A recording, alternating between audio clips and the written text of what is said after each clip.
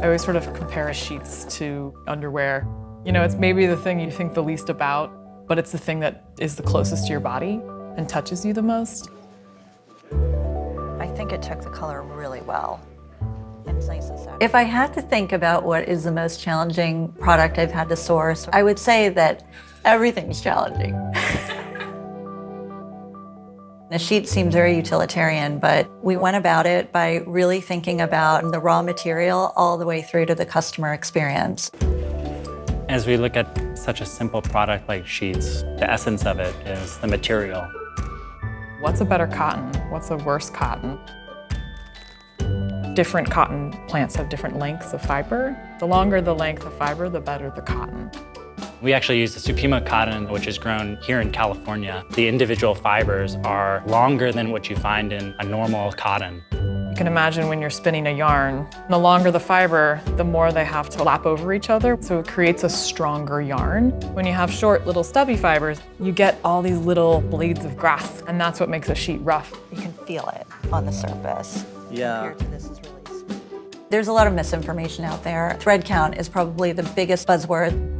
Thread count is all about the number of threads in 1 square inch of fabric. A higher thread count isn't always better. As that thread count increases, it gets tougher and tougher for air to make its way through the sheets. So we ended up going with a thread count that's a good balance of that kind of breathability, but still very soft. The next layer was the weave. Sateen versus percale. It all comes down to how those threads overlap each other. The sateen is where the warp threads skip over some of the weft threads. As you sleep, that sateen weave prevents the airflow, so you wake up all sweaty and hot. And so we chose to use a percale weave instead. One thread goes over and under the other in both directions. Every moment you have space for air to travel through. It's just more breathable and much more durable.